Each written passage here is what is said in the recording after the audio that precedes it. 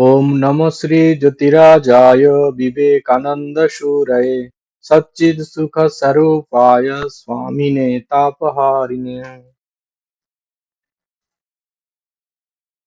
আমরা আজকে সার্বিক উন্নয়নের পথে চিন্তার প্রভাব এ নিয়ে আলোচনা করব। স্বামীজি এ ব্যাপারে কি বলছেন। এখানে সাধারণ মানুষ সমাজের চাপে পড়ে তাদের মন মানসিকতার কিভাবে পরিবর্তন হয়েছে সেই দিকটি এখানে আলোচনা করা হচ্ছে, এবং সেটি আমাদের নিজেদের জীবনে যদি কাজে লাগাই তাহলে কি ধরনের পরিবর্তন আমরা দেখব আমাদের জীবনে, তার উপরেই স্বামীজি আলোচনা করছেন। আজ স্বামী বিবেকানন্দের শুভ জন্মদিন, যা জাতীয় যুব দিবস হিসাবে আমরা পালন করছি। আমাদের রামকৃষ্ণ মঠ মিশনের বিভিন্ন স্থানে তো বটেই, বাইরের বিভিন্ন স্থানেও আজকের দিনটি পালন হচ্ছে বিভিন্ন অনুষ্ঠানের মধ্য দিয়ে। ঠাকুর রামকৃষ্ণ দেব ভাবচোখে দেখেছিলেন স্বামী বিবেকানন্দ ছিলেন সপ্তঋষির একজন ঋষি। জগতের কাজে তিনি নেমে এসেছিলেন ধরাতলে। ঋষি হওয়ার কারণে শৈশব থেকেই তিনি ছিলেন ধ্যানসিদ্ধ। ঠাকুর রামকৃষ্ণ নিজ মুখে বলেছিলেন, নরেন ধ্যানসিদ্ধ। একদিন ঠাকুর জিজ্ঞাসা করছেন নরেনকে, তুই কি চাস? নরেন্দ্র বলছেন, আমি সুখদেবের মতো নির্বিকল্প সমাধিতে ডুবে থাকতে চাই। ঠাকুর সে কথায় খুশি হননি, বরং কঠোর তিরস্কার করে বলেছিলেন, আমি কোথায় ভাবতাম তুই বটবৃক্ষের মতো বড় হবি, তোর ছত্র ছায়ায় কত মানুষ এসে জুড়বে, তোর মুখে এসব কথা? না রে, এর থেকে উচ্চ অবস্থা আছে। আরেকদিন বৈষ্ণব ধর্ম সম্বন্ধে আলোচনা করতে গিয়ে ঠাকুর যখন বলেন, জীবে দয়া নয়, শিব জ্ঞানে জীবের সেবা। স্বামীজি সেই কথাতে খুব অনুপ্রাণিত হয়েছিলেন। সব থেকে অদ্ভুত ব্যাপার, চিরাচরিত গুরুকুল প্রথায়, বেদান্ত শিক্ষায় যে পাঠ, অর্থাৎ সর্বম খলু ইদং ব্রহ্ম, সবকিছু ব্রহ্মময়, জগৎ ব্রহ্মময়, ব্রহ্ম ছাড়া জগতে কিছু নেই, এই শিক্ষাটি অন্তিমে দেওয়া হয়। সেই একই শিক্ষা ঠাকুর অন্যভাবে বলছেন, শিব জ্ঞানে জীব সেবা, যত্র জীব তত্র শিব। দুটো কিন্তু একই কথা। ভগবান রামকৃষ্ণ দেব কিন্তু একেবারে প্রথম নিয়ে সেই শিক্ষাটি দিয়ে গেলেন।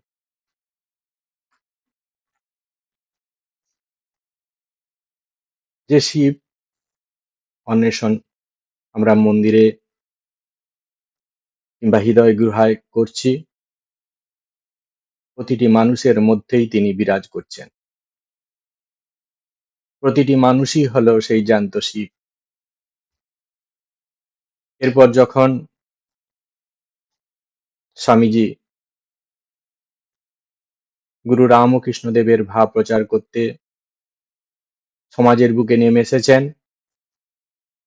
তখন তিনি দেখেছেন তার ইষ্ট শিব বদ্ধ অবস্থা প্রাপ্ত হয়েছেন। দেহে জোর নেই, মনে বল নেই, আর সেই জ্যান্ত শিব অজ্ঞানের অন্ধকারে ডুবে মরছে। কেন এ বন্ধন? কেনই বা এই অজ্ঞানতা? গভীর ধ্যানে তিনি বুঝতে পারলেন, দীর্ঘদিন ধরে বিদেশি শাসনের চাপ আর পুরোহিত সমাজের মন গড়া কিছু বিধান, এইগুলি তার সংস্কারের উপর প্রভাব বিস্তার করছে। মূলত এই দুই কারণেই তাদের এই হীন বীর্য অবস্থা প্রাপ্ত হয়েছে। তাদেরকে পাপী বলতে শিখিয়েছে এই সামাজিক অবস্থা।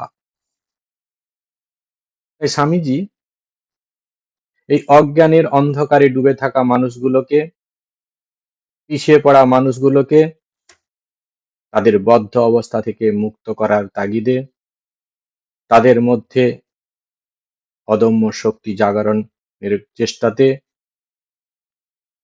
তিনি উদ্গ্রীব হয়েছেন। তিনি উঠে পড়ে লেগেছেন তাদের মধ্যে সেই শক্তি জাগানোর জন্য। তিনি শুধু মানুষের যথার্থ পরিচয় দিয়ে ক্ষান্ত থাকলেন না, সেই অবস্থা কিভাবে লাভ করা যায় তা বলতে গিয়ে তিনি উপনিষদের মন্ত্র শোনালেন সেই মন্ত্র, শৃণ্বন্তু বিশ্বে অমৃতস্য পুত্রাঃ আয়ে ধামানি দিব্যানি তস্তু বেদাহমেতং পুরুষং মহান্তম আদিত্যবর্ণং তমসো পরস্তাৎ তমেব বিদিত্বা অতিমৃত্যুমেতি নান্য পন্থা বিদ্যতে অয়না। মন্ত্র দ্রষ্টা ঋষি বলছেন, হে দিব্যধামবাসী অমৃতের পুত্রগণ, শ্রবণ করো, আমি সেই পথ খুঁজে পেয়েছি। তিনি অন্ধকারের পারে, তাকে জেনে সাধারণ মানুষ জাগতিক সমস্ত দুঃখ দুর্দশার পারে চলে যেতে পারে। মৃত্যুকে অতিক্রম করে পরম পদ প্রাপ্ত হতে পারে সব মানুষ। অমৃতত্ব লাভের অন্য আর কোনো পথ নেই। স্বামীজি বলছেন, তোমরা অমৃতের অধিকারী, তোমরা পাপী নয়, তোমরা পবিত্র, তোমরা ঈশ্বরের সন্তান, তোমরা পূর্ণ, মর্তভূমির দেবতা তোমরা। তোমরা পাপী, মানুষকে পাপী বলাই তো এক মহাপাপ। মানবের যথার্থ স্বরূপের উপর এটা মিথ্যা কলঙ্ক আরোপ। ওঠো, জাগো, সিংহস্বরূপ হয়ে তোমরা নিজেকে মেষতুল্য মনে করছো, এই ভ্রম দূর করো।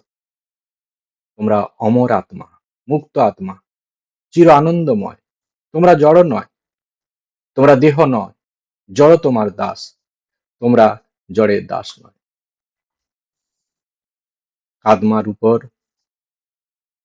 এই অনন্ত শক্তি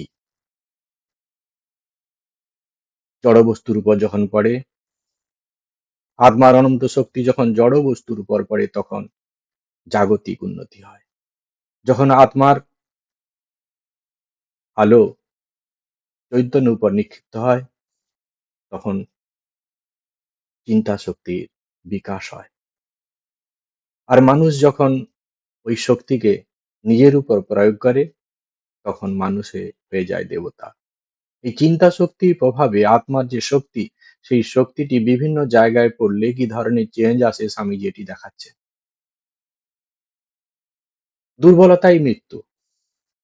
মানুষের জীবনে একবারই মৃত্যু আসে বটে, কিন্তু তার আগে এইরূপ হীনমন্যতা নিয়ে বেঁচে থাকা, এইরূপ কাপুরুষতা নিয়ে বেঁচে থাকা, এ তো মৃত্যুর থেকেও আরো জঘন্যতম অবস্থা। তিনি এই পিছিয়ে পড়া মানুষগুলোকেই প্রথমে অভিমন্ত্র দীক্ষিত করলেন। তিনি প্রথমেই বললেন, কার ভয়, কিসের ভয়?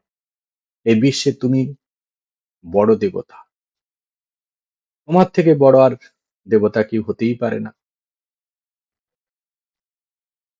স্বামীজি চেয়েছিলেন লেভেলিং আপ, লেভেলিং ডাউন নয়। যে যে অবস্থাতে আছে সেখান থেকে আধ্যাত্মিক পথে তথা আদর্শ সমাজ জীবনের স্তরে আর এক ধাপ এগিয়ে দেওয়াই ছিল স্বামীজির লক্ষ্য।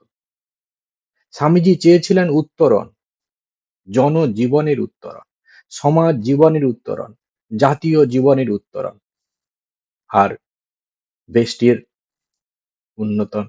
উত্তরণের মধ্য দিয়েই এই সমষ্টি উত্তরণ সম্ভব। আবার সমষ্টি উন্নয়নের মাধ্যমেও দেশটির উন্নয়ন সম্ভব। শূদ্র শক্তি জাগরণের ফলে যাতে ক্ষুদ্রোত্তর জাতিগুলির মধ্যে জাতীয় ঐক্য বিঘ্নিত না হয়, তাই স্বামীজি শোনালেন সেই জাগানিয়া বাণী। হে ভারত, ভুলিও না তোমার নারী জাতির আদর্শ সীতা, সাবিত্রী, দময়ন্তী। ভুলিও না তোমার উপাস্য উমানাথ সর্বত্যাগী শঙ্কর। ভুলিও না তোমার বিবাহ, তোমার ধন, তোমার জীবন ইন্দ্রিয় সুখের, নিজের ব্যক্তিগত সুখের জন্য নয়। ভুলিও না তুমি জন্ম হতেই মায়ের জন্য বলি প্রদত্ত। ভুলিও না তোমার সমাজ সে বিরাট মহামায়া ছায়া মাত্র। ভুলিও না নিজ জাতি, মূর্খ, দরিদ্র, অজ্ঞ, মুচি, মেথর তোমার রক্ত। তোমার ভাই, হে বীর, সাহস অবলম্বন করো, সদর্পে বলো আমি ভারতবাসী, ভারতবাসী আমার ভাই। বলো মূর্খ ভারতবাসী, দরিদ্র ভারতবাসী, ব্রাহ্মণ ভারতবাসী, চণ্ডাল ভারতবাসী আমার ভাই। তুমিও কোটিমাত্র বস্ত্রাবৃত হইয়া সদর্পে ডাকিয়া বলো, ভারতবাসী আমার ভাই, ভারতবাসী আমার প্রাণ, ভারতের দেবদেবী আমার ঈশ্বর, ভারতের সমাজ আমার শিশুসজ্জা, আমার যৌবনের উপবন, আমার বার্ধক্যের বারাণসী। বলো ভাই, ভারতের মৃত্তিকা আমার স্বর্গ, ভারতের কল্যাণ আমার কল্যাণ। আর বলো দিনরাত, হে গৌরীনাথ, হে জগদম্বে, আমায় মনুষ্যত্ব দাও। মা, আমার দুর্বলতা কাপুরুষতা দূর করো, আমায় মানুষ করো। এর মধ্যেই আছে উঁচু নিচু ভেদাভেদের গণ্ডি ভেঙে মানব জীবনের সর্বশ্রেষ্ঠ আদর্শে পৌঁছানোর চাবিকাঠি। এই যে স্বামীজি জাতীয় জীবনের উন্নয়ন, সমাজ জীবনের উন্নয়ন চাইছেন, সেটি সম্ভব হবে তখনই যখন ব্রাহ্মণের জ্ঞান বুদ্ধির শক্তির সঙ্গে পিছিয়ে পড়া মানুষগুলোর কর্মশক্তি যোগ করে দেওয়া যাবে, অর্থাৎ জ্ঞান ও কর্মের সমুচ্চয় ঘটানো যাবে। শূদ্র শক্তির মধ্যে আছে কর্ম, শূদ্রের শক্তি কর্মের মধ্যে নিহিত, আর ব্রাহ্মণের শক্তি বিদ্যমান ব্রহ্মবিদ্যায়। ব্রাহ্মণের শক্তি ব্রহ্মবিদ্যায় নিহিত আছে। শূদ্রের শক্তির সঙ্গে ব্রাহ্মণ শক্তির যোগ সাধন করতে স্বামীজি চাইছেন। স্বামীজি চাইতেন স্বনির্ভর শিক্ষার মাধ্যমে প্রত্যেকে জ্ঞান ও কর্মের অনুষ্ঠান করুক, প্রত্যেকে স্বাবলম্বী হয়ে উঠুক, অর্থাৎ ছাত্র শক্তি যেন সবার মধ্যে জেগে ওঠে। অতীতের ইতিহাস তার প্রমাণ। ক্ষত্রিয় ঋষিরা একদিকে জ্ঞানের ভাণ্ডার, অপরদিকে তারা ছিলেন তীব্র কর্মবীর। জনক রাজা, ঋষি বিশ্বামিত্র, এরা প্রত্যেকেই ছিলেন রাজর্ষি। একদিকে তীব্র কর্মবীর, অপরদিকে জ্ঞানের পরাকাষ্ঠা। স্বামীজি চাইতেন এই পিছিয়ে পড়া মানুষগুলো জেগে উঠুক, এই শূদ্র শ্রেণীর মানুষ জেগে উঠুক। তাই তো তিনি বলেছিলেন একজন ব্রাহ্মণের থেকেও শিক্ষার জগতে একজন শূদ্রের অনেক বেশি শিক্ষকের প্রয়োজন। কারণ শূদ্র শ্রেণীর মানুষরা জ্ঞান ও বুদ্ধির সীমাতে অনেক পিছিয়ে আছে। তাই ব্রাহ্মণের সমতুল্য হতে হলে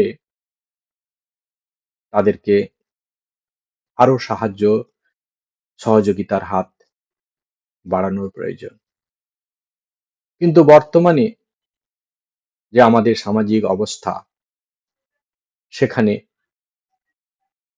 এই চিন্তাধারা এত তাড়াতাড়ি ফলপ্রসূ হবে না। স্বামীজি এটি জানতেন, এটি বুঝেছিলেন বলেই তিনি ব্রাহ্মণের জ্ঞান শক্তির সঙ্গে শূদ্রের শক্তিকে সমন্বয় করার চেষ্টা করলেন।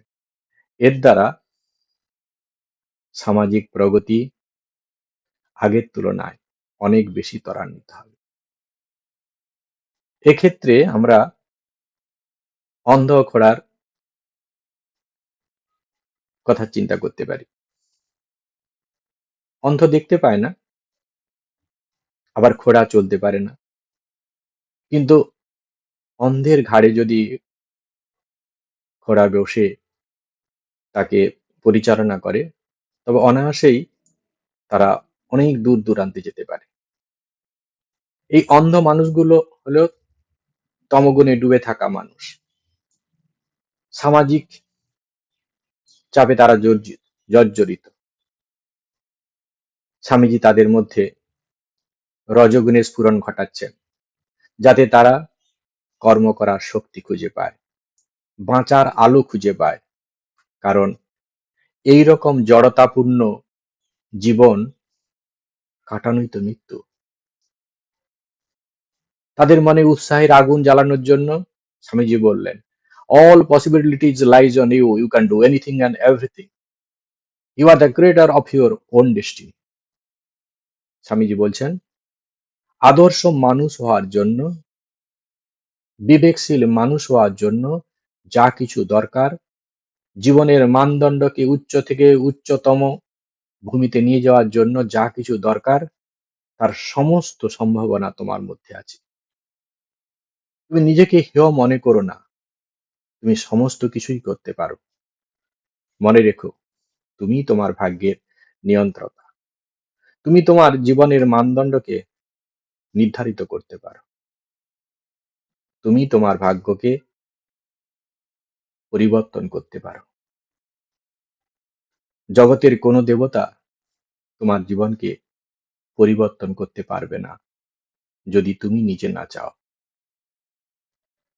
স্বামীজি তাদের মধ্যে আত্মবিশ্বাস জাগানোর চেষ্টা করছেন, যার দ্বারা তারা আবার নূতন করে বাঁচতে পারে। স্বামীজি বলছেন, বিশ্বাস বিশ্বাস বিশ্বাস বিশ্বাস বিশ্বাস, নিজের উপর বিশ্বাস, ঈশ্বরে বিশ্বাস উন্নতি লাভের এই একমাত্র উপায়। নিজের উপর বিশ্বাস, ঈশ্বরের উপর বিশ্বাস। এরপরে স্বামীজি কি বলছেন, যদি তোমার পুরাণের ৩৩ কোটি দেবতার এবং বৈদেশিকরা মধ্যে মধ্যে যে সকল দেবতারা আমদানি করেছেন, তার সবগুলিতেই বিশ্বাস থাকে, অথচ যদি তোমার নিজের আত্মবিশ্বাস না থাকে, তবে কখনোই তুমি মুক্ত হতে পারবে না। নিজের আত্মবিশ্বাসের উপর স্বামীজি বেশি জোর দিচ্ছেন। যে নিজেকে বিশ্বাস করে না, সে নাস্তিক। প্রাচীন ধর্ম বলতো যে ঈশ্বরে বিশ্বাস করে না, সে নাস্তিক। নূতন ধর্ম বলছে যে নিজেকে বিশ্বাস করে না, সেই নাস্তিক। স্বামীজি বলছেন, তুমি যা চিন্তা করবে তুমি তাই হয়ে যাবে। যদি তুমি নিজেকে দুর্বল ভাবো, তবে তুমি দুর্বল হয়ে যাবে। যদি নিজেকে তেজস্বী ভাবো, তবে তেজস্বী হয়ে যাবে। এরপরে স্বামীজি বলছেন যে ব্যর্থতা, ভুল থাকলোই বা, গরুকে কখনো মিথ্যা কথা বলতে আমরা শুনিনি, কিন্তু সে চিরকালই গরুই থাকে, কখনো মানুষ হয় না। অতএব বারবার বিফল হও, কিছুমাত্র ক্ষতি নেই। হাজারবার ওই আদর্শ হৃদয় ধারণ করো, আর যদি হাজারবারও অকৃতকার্য হও, আর একবার চেষ্টা করে দেখো। মানুষকে সব সময় তার দুর্বলতার বিষয় ভাবতে বলা তার দুর্বলতার প্রতিকার নয়, আর অসীম শক্তির কথা স্মরণ করিয়ে দেওয়াই হচ্ছে যথার্থ প্রতিকার। স্বামীজি বলছেন, হে আমার যুবক বন্ধুরা, তোমরা সবল হও। তোমাদের কাছে এই আমার বক্তব্য, ইদাভাতের চেয়ে ফুটবল খেললে তোমরা স্বর্গের আরো নিকটবর্তী হবে। কেন তিনি এমন বললেন? এই খেলাধুলার মাধ্যমে যখন শরীর মনে জড়তা কাটবে, শরীর একটু শক্ত সামর্থ্য হবে, তখন মনটিও ধীরে ধীরে শক্ত হয়ে উঠবে। কারণ সাধারণ মানুষের শরীর আর মনের সঙ্গে খুব যোগসূত্র। শরীর ভালো নেই তো মনও ভালো নেই। গীতার মতো উচ্চ তত্ত্ব যদি ধারণ করতে হয়, তাহলে কিন্তু মনটিকে খুব ম্যাচিওর হতে হবে, মনটিকে খুব শক্ত হতে হবে। সেই কারণে স্বামীজি বলছেন, গীতা পাঠ অপেক্ষা ফুটবল খেলা অনেক শ্রেয়, স্বর্গলাভের আরো নিকটবর্তী। সকলকে গিয়ে বলো, ওঠো জাগো, আর ঘুমিও না।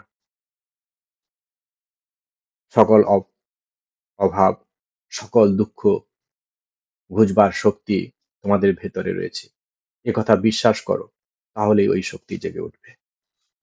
আমাদের সবাইকে নিজেও যেমন জাগতে হবে, সবাইকে জাগাতে হবে। স্বামীজি আগে বললেন কি, যে গীতা পাঠ অপেক্ষা ফুটবল খেলা করলে স্বর্গের নিকটবর্তী। এই যে কথা, এটি তার মানে এই নয় আমরা কখনো না ভেবে ফেলি যে গীতা পাঠ বাদ দিয়ে, স্বাস্থ্যচর্চা বাদ দিয়ে আমরা শুধু খেলাধুলা করব, সাধারণ জিনিস নিয়ে থাকবো, এটি কিন্তু নয়। স্বামীজি বোঝাতে চাচ্ছেন যে আমাদের মনটিকে পরিপক্ক করতে হবে। আমরা তামসিক ভাবে, তামসিক গুণে ভরপুর হয়ে গেছি। সেই শরীরের জড়তা কাটানোর জন্য আমাদের খেলাধুলো করা প্রয়োজন, কাজের প্রয়োজন। খেলাধুলার মাধ্যমে কাজকে বোঝাচ্ছে, কাজের মধ্যে আমরা যখন কর্মঠ হব, তখন তার সঙ্গে সঙ্গে মনটিও ধীরে ধীরে, কাজের প্রত্যক্ষ পরোক্ষ অভিজ্ঞতা আমাদের মনটিকে ম্যাচিওর করবে। সেই চিন্তাশীল মন, সেই বিবেকশীল মন দিয়ে আমরা যখন শাস্ত্র অধ্যয়ন করব, তখন তার মর্মার্থ খুব ভালো করে বুঝবো। স্বামীজি খেলতে বলছেন এই মানে নয় সমস্ত কিছু বাদ দিয়ে আমরা খেলাধুলা শুরু করি, এরকম কিন্তু নয়। অনেকের ধারণা এই ধরনের, কিন্তু এটা কখনোই নয়। স্বামীজি বলছেন, সিংহ গর্জনে আত্মার মহিমা ঘোষণা করো, জীবকে অভয় দিয়ে বলো, উত্তিষ্ঠত জাগ্রত পাপ্রবরান নিবোধত, rise awake and stop not till the goal is reached. ওঠো জাগো, লক্ষ্যে না পৌঁছানো পর্যন্ত থেমো না। স্বামীজি সবাইকে জাগাতে চাচ্ছেন। আমরা তমগুণের অন্ধকারে ডুবে যাচ্ছি, স্বামীজি দেখতে পাচ্ছেন না, তাই তিনি আমাদেরকে তার জাগানিয়া বাণী দিয়ে আমাদের ভেতরে একটা শক্তির সঞ্চারণ করতে চাচ্ছেন, শক্তির সঞ্চার, যাতে আমরা ওখান থেকে বেরিয়ে এসে আমাদের স্বস্বরূপে সমাজের বুকে ঝাঁপিয়ে পড়ি, আমাদের নিজের জীবনের যে উদ্দেশ্য সেটিকে সফল কাম করতে পারি। স্বামীজি বলছেন, বলো, আমি যে কষ্ট ভোগ করছি তা আমারই কৃতকর্মের ফল। এ থেকে প্রমাণিত হয় যে আমার দ্বারাই এই দুঃখ কষ্ট দূর হবে। আমি যা সৃষ্টি করেছি তা আমিই ধ্বংস করতে পারি। এ কথার মানে কি? আমরা কালকে অসৎ পথে ছিলাম, সেই কারণে আজকে আমার জীবন কষ্টদায়ক। তাহলে আগের জীবনে আমি অসৎ পথে ছিলাম বলে, অসৎ কর্ম করতাম বলে তার ফল আমাকে আজকে ভোগ করতে হচ্ছে।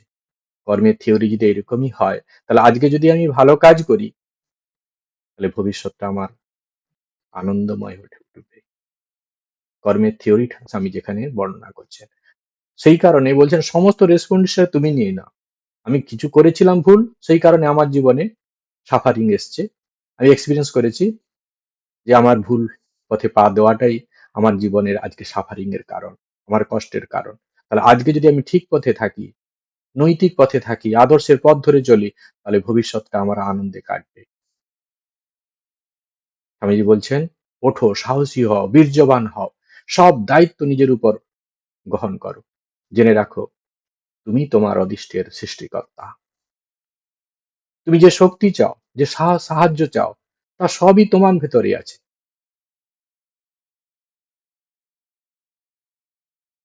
বিদেশিদের দেখে আমরা অনুকরণ প্রিয় হয়ে উঠেছিলাম। স্বামীজি আমাদেরকে শেখালেন যে আমাদের অনুসরণ করতে হবে, অনুকরণ নয়। হীন কাপুরুষের মতো অনুকরণ কখনোই উন্নতির কারণ হয় না, বরং তা মানুষের ঘোর অধঃপতনের চিহ্ন। স্বামীজি বলছেন, তোমাদের ভেতরে যা আছে নিজের শক্তিতে তা প্রকাশ করো, কিন্তু অনুকরণ করো না। অথচ অন্যের যা ভালো জিনিস তা গ্রহণ করো। এই অনুকরণ আর অনুসরণ আসলে জিনিসটা কি? অনুকরণ হলো হুবাহুব কপি করা, কোনো জিনিস দেখে সেই রকমই সেই জিনিসটাই করতে হবে, সেই রকম সেই জিনিসটি করতে হবে, এটা হচ্ছে অনুকরণ। আর অনুসরণ হলো কারো কোনো জিনিস ভালো দেখলাম, সেটি দেখে আমি সেই জাতীয় আমি জিনিস করছি। কেউ অবসর সময়ে কি করছে? গান বাজনা করছে, আর গান বাজনা ভালো লাগে, সেটি দেখে আরেকজন ভাবলো যে আমার অবসর সময়টা আমি কেন আজে বাজে চিন্তা করব, আমি খেলাধুলো করি। তাহলে অবসর সময়টাকে যাতে খারাপ চিন্তা না হয় সে কারণে একজন গান বাজনা নিয়ে সেই সময়টা কাটিয়ে দিয়েছে, আরেকজন কি করছে? খেলাধুলো।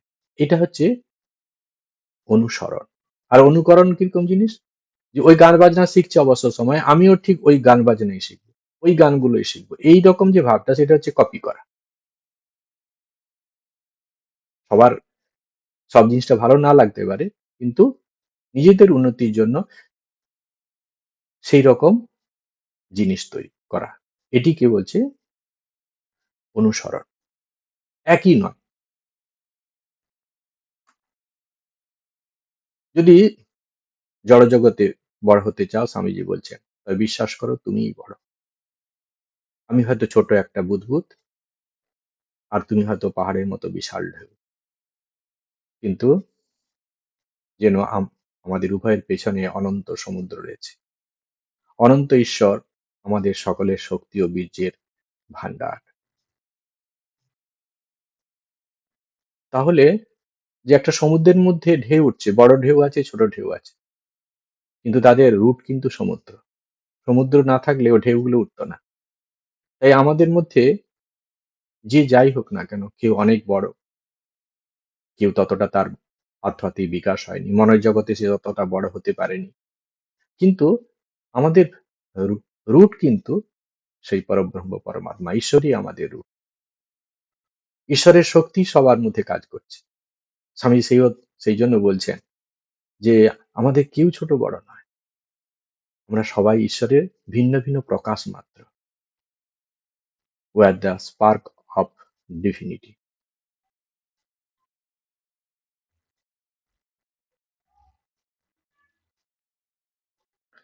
স্বামীজি বলছেন, দুর্বলতাই মৃত্যু। এই জীবনে হোক বা অন্য কোনো জীবনেই হোক, দুর্বলের স্থান নেই। দুর্বলতা দাসত্ব আনে। দুর্বলতা সর্বপ্রকার শারীরিক ও মানসিক দুঃখের কারণ। দুর্বলতাই মৃত্যু। শত সহস্র জীবাণু আমাদের চারদিকে ঘুরে বেড়াচ্ছে, যে পর্যন্ত আমরা দুর্বল না হয়ে পড়ি, ততদিন পর্যন্ত ওগুলো কিন্তু আমাদের ভেতরে প্রবেশ করতে পারবে না বা আমাদের কোনো ক্ষতি করতে পারবে না। যা কিছু ভয়াবহ, তা থেকে আমরা সকলে যেন ওই ব্যাট দ্বারা তাড়িত শশকের মতো দৌড়াচ্ছি। যে খরগোশ যেমন শিকারি কি করে শিকার করবে সেই কারণে দৌড়াচ্ছে, খরগোশ সেরকম আমরা যেন দৌড়াচ্ছি। তারপর গর্তের মধ্যে মাথা লুকিয়ে নিজেদেরকে আমরা ভাবছি আমরা খুব নিরাপদ।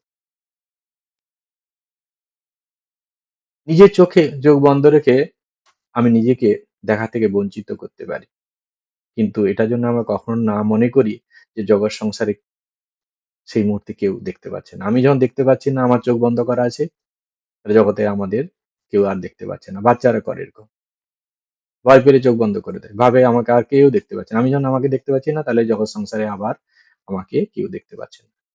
এইরকম যেন বাচ্চার মতো, শিশুর মতো স্বভাব যেন না আমাদের হয়। শিশুর মনের স্তর যেমন, সেই স্তরে মতো আমাদের যেন মন না হয়। সমস্ত রেসপন্সিবিলিটি, সমস্ত বাধা আমাদেরকে নিজেকেই মোকাবিলা করতে হবে। স্বামীজি খুব সুন্দর একটি স্টোরি বলছেন, অভিজ্ঞতা, নিজের জীবনের স্টোরি না, নিজের অভিজ্ঞতা। স্বামীজি কাশির পথ দিয়ে একদিন যাচ্ছেন, সামনে কিছু বানর তার চলার পথে আক্রমণ করলো। স্বামীজি ছুটতে লাগলেন, আর বানরগুলো পিছনে পিছনে ছুটতে লাগলো। কোনো মতেই পার পাওয়ার কোনো রাস্তা নেই। এমন সময় এক অপরিচিত ব্যক্তি স্বামীজিকে উদ্দেশ্য করে বলছেন, বানরগুলোর সম্মুখীন হন স্বামীজি। যে এই মুহূর্তে স্বামীজি সেই বানরগুলোর দিকে ফিরে দাঁড়ালো, অমনি তারা পিছু হটল।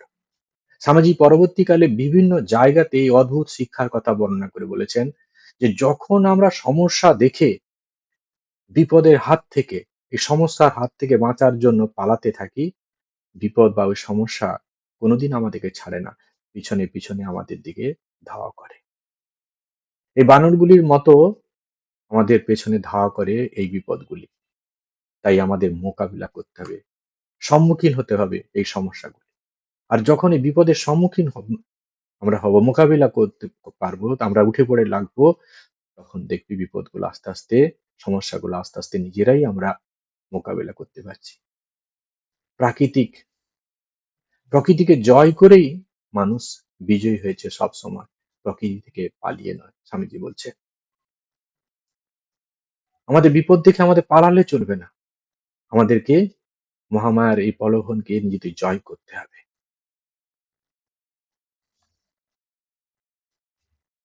এরপর স্বামীজি বলছেন, আমার সমস্ত শিক্ষার প্রথম প্রধান কথা এই যে যা কিছু তোমাকে আধ্যাত্মিক, মানসিক ও শারীরিক দুর্বলতা এনে দেয়, সেটিকে পায়ের আঙ্গুল দিয়ে স্পর্শ করো না। যেগুলো আমাদের মনকে দুর্বল করে সেই সব জিনিস নিয়ে আমাদের ভাবনা চিন্তা করা চলবে না। স্বামীজি এটা বোঝাতে চাইছে। মানুষের মধ্যে যে স্বাভাবিক শক্তি রয়েছে তার বিকাশ করতে হবে, সেটাই ধর্ম। স্বামীজি বলছেন যে অনন্ত শক্তি যেন একটা স্প্রিং এর ন্যায় কুণ্ডলী আকারে এই ক্ষুদ্র দেহে রয়েছে। সেই শক্তি কি হচ্ছে, সেই চাপা শক্তি কমে বিস্তার লাভ করছে। সেই বিস্তার লাভের পথে যখন একটা দেহ অন্তর হয়ে দাঁড়াচ্ছে, যে সে দেহ দিয়ে তার শক্তি প্রকাশ হচ্ছে না আর, তখন সেই শরীরটা ত্যাগ করে আরেকটা নতুন শরীরের মধ্য দিয়ে সেটি প্রকাশ করে। আর যখন সেই প্রকাশটি সম্পূর্ণ হয়ে যায় তখন তার জ্ঞানের পূর্ণতা। এটাই হচ্ছে শাশ্বত ধর্ম, এটাই হচ্ছে মুক্তি।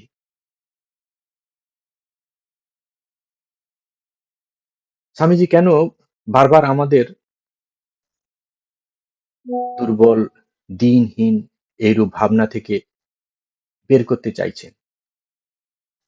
সার্বিক উন্নয়নের পথে এইরূপ চিন্তার কোনো কি প্রভাব আছে? আমাদের সে নিয়ে এখন ভাবনা চিন্তা করতে হবে। স্বামীজি এই চিন্তার প্রভাব বিষয়টি আলোচনার জন্য একটি পদার্থবিজ্ঞান থেকে একটি উদাহরণ দিচ্ছেন। মনে করো একটি ঘরে এক সুরে বাঁধা বিভিন্ন বাদ্যযন্ত্র আছে। তাদের একটিতে আঘাত করলে যেমন অপরগুলিও সেই সুরে বেজে ওঠে, চিন্তার ক্ষেত্র ঠিক একই ব্যাপার ঘটে। আমরা ফিজিক্সে পড়েছি রেজোনেন্স। সমকম্পাঙ্কের জিনিস একটা কম্পিত হলে তার সমকম্পাঙ্কের জিনিসগুলো থাকে সেগুলো কাঁপতে থাকে। যখন কোনো মানুষ অসৎ কর্ম করে তখন তার মন এক বিশেষ স্তরে উপনীত হয়, আর সেই তরঙ্গে আগে থেকে বায়ুমণ্ডলে যে যে ভাব রাশি আছে তার সঙ্গে যুক্ত হয়, সেই ভাবের মানুষগুলো তাতে প্রভাবিত হয়। আর আগে থেকে যে ভাব রাশি আছে সেটিও কিন্তু ওই অসৎ মানুষের উপর কাজ করতে থাকে। সেই কারণে দেখা যায় যে কোনো অসৎ মানুষ যখন কোনো অসৎ কাজ করতে থাকে, দিনের পর দিন তাকে আরো বেশি অসৎ কাজ করতে দেখা যায়। আর কোনো মানুষ যখন ভালো কাজ করতে থাকে, দিনের দিন তার উত্তরণ হয়, আরো ভালো কাজ করতে থাকে। আসলে বায়ুমণ্ডলের মধ্যে সমভাব কম্পাঙ্কের সমভাব, মানে স্তরের সমভাইব্রেশনের যে শক্তি থাকে সেই শক্তিগুলি সেই রকম ব্যক্তিদের উপর কাজ করতে থাকে, ভালো মানুষের উপর ভালো শক্তিগুলো কাজ করতে থাকে, সেই জন্য সে আরো ভালো হতে হয়ে যায়। আর যারা অসৎ কাজ করতে থাকে তাদের মধ্যে ওই খারাপ শক্তিগুলো সুযোগ বুঝে তাদের মধ্যে ঢুকতে থাকে, তার ফলে সে আরো দিনের দিন আরো অসৎ কাজ করতে থাকে। সুতরাং কোনো কিছু করার পূর্বে আমাদের কিন্তু এই বিষয়ে সতর্ক হতে হবে, ম্যাচিওর মাইন্ড নিয়ে ভাবতে হবে যে আমি যে কাজ করতে চাচ্ছি সেটা আমার জন্য কতটা কল্যাণকর, নিজের জন্য তো বটেই, সঙ্গে সঙ্গে যে সমাজে আমি আছি সেই সমাজের পক্ষে এটি কল্যাণকর না হানিকর সেটি ভেবে আমাদের কিন্তু কাজকর্ম করা উচিত। যদি কোনো ব্যক্তি দিন রাত নিজেকে দিনহীন ভাবে, সে দিনই হীন হয়ে যায়। আর যদি কোনো ব্যক্তি বলে আমার মধ্যে অসীম শক্তি আছে, তাহলে তোমার মধ্যে কি হবে, সেই শক্তিটি জেগে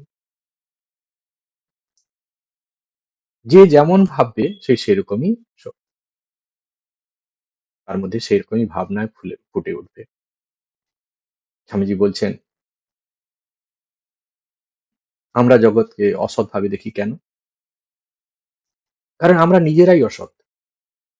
আমরা নিজেরা যেমন জগৎকে সেই রকম দেখে থাকি। মনে করো ঘরে একটি শিশু আছে, স্বামীজি বলছেন, আর টেবিলের উপরে এক থলে মোহর আছে।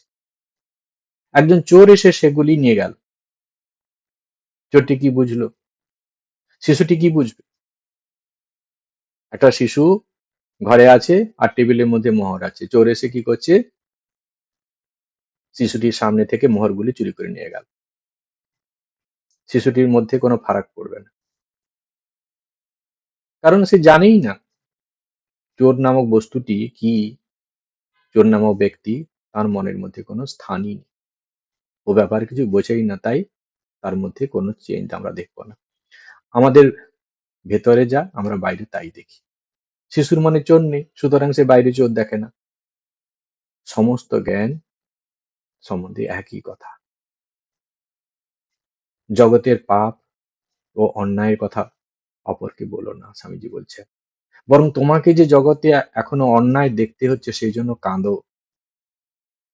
এগুলো মেনে নেওয়া খুব কঠিন, কিন্তু স্বামীজি কিভাবে আমাদের শিক্ষা দিচ্ছেন যে আমরা সত্যি সত্যি বড় মাপের মানুষ হতে চাই, আমরা এগোতে চাই, তাহলে কিন্তু এইভাবে আমাদের চেষ্টা করে যেতে হবে। তোমাকে যে এখনো সর্বত্র পাপ দেখতে হচ্ছে সেই জন্য কাঁদো। যদি তুমি জগতে উপকার করতে চাও তবে আর জগতের উপর দোষারোপ করো না, জগৎকে আরো বেশি দুর্বল করো না। এইসব পাপ দুঃখ এসব আর কি, এগুলি তো দুর্বলতার চিহ্ন। মানুষ ছোটবেলা থেকে শিক্ষা পায় সে দুর্বল, সে পাপী। জগৎকে আমরা কি করছি, এই শিক্ষা দিয়ে আর জগৎ থেকে আমরা এই শিক্ষা পাই। দিনের পর দিন এই যে শিক্ষাগুলো আমরা পাচ্ছি বা শিক্ষা দিচ্ছি, এর দ্বারা আমরা নিজেরা নিজেদেরকে যেমন আবার দুর্বল করছি, পাপী তৈরি করছি, আর আমাদের ভবিষ্যৎ প্রজন্মকে তাদেরকেও আমরা ঠিক এই রকম ভাবনা দিয়ে আমরা তৈরি করছি। বরং তাদেরকে শেখাও, কি শেখাতে হবে আমাদেরকে, অমৃতের সন্তান, তার মধ্যে অসীম শক্তি আছে, ভয় পেও না, তুমি সবকিছু করতে পারো। এরকম ইতিবাচক চিন্তা তাদের মধ্যে ঢোকাতে হবে। তাহলে তারা কি করবে, তাদের মধ্যে যে অসীম শক্তি আছে সেই শক্তি তাদের জেগে উঠবে তাদের মধ্যে। স্বামীজি বলছেন দিনরাত তোমার মধ্যে এই শক্তির খেলা চলুক, নিজেকে সোহম সোহম বলতে থাকো, মৃত্যুর সময় নিজেকে সোহম সোহম বলে দেহত্যাগ করো। সত্যি সত্যি এটি হচ্ছে জগতের অনন্ত শক্তি, যে প্রকাশ সেটা তুমি বুঝতে পারবে। সাহসী হও, সত্যকে জেনে এই জীবনটাকে একটা নূতন করে গড়ে তোলো। স্বামী সবসময় চাচ্ছেন যে আমরা যে ধরনের চিন্তা করব, যাদের সেই ভাবনা আদর্শ সিদ্ধির ভবতি তাদের, যেমন ধরনের তুমি ভাববে তোমার মনের চেঞ্জটাও ঠিক তেমনি ভাবে। ঠাকুর কথা মিতে বলছেন যে নিজেকে পাপী বলে, দুর্বল বলে, সে পাপী হয়ে যায়, দুর্বল হয়ে যায়। যে যেমন ভাবে সে তেমন তার ফল পাবে। তো আমাদেরকে নিজেদেরকে সাকারাত্মক চিন্তা করতে হবে। জীবনে অনেক ভুল ত্রুটি হয়েছে, কিন্তু না, আমার মধ্যে শক্তি আছে, আমি সেখান থেকে বেরিয়ে আসব, নিজের জীবনের ওই দুঃখময় দিকটা, যে সময় ভুল পথে ছিলাম সেগুলোকে ভেবে আর নিজের জীবনের অধঃপতন করার সময় আমাদের হাতে নেই। আমাদেরকে এগিয়ে যেতে হবে। আমরা যে যেখানে আছি সেখান থেকে আমরা ধীরে ধীরে আবার নতুন জায়গায় পৌঁছে যাব। আমরা আগেও আলোচনা করেছি যে দস্যু রত্নাকর, তিনি অসৎ জীবন পালন করেছেন, দস্যু ছিলেন, অন্যায় করে অর্থ উপার্জন করে সংসার চালাতেন, কিন্তু তিনি আবার বাল্মীকি ঋষি হয়েছিলেন, দেবমানব হয়ে উঠেছিলেন তিনি। তাহলে অসৎ কাজ করলে সারা জীবন যে সে অসৎ থাকবে, জনম জনম তাকে সে অসৎভাবে জীবন কাটাবে এমন কোনো নয়। বিবেকের যদি জাগরণ হয়, তাহলে সেখান থেকে আমরা দেবমানব হয়ে সমাজে মাথা উঁচু করে বাঁচতে পারবো। স্বামীজি আমাদের এই শিক্ষা দিচ্ছেন। আজকে শুভ দিনে আমরা সেই ব্রত নেই, সুন্দর জীবন করব, পবিত্র চিন্তার মধ্যে জীবন কাটাবো। আজকে এখানে ভালো থাকুন, আনন্দে থাকুন। জয় ঠাকুর, জয় মা। ওম শান্তি শান্তি শান্তি। হরি ওম তৎসৎ। শ্রীরামকৃষ্ণার্পণমস্তু।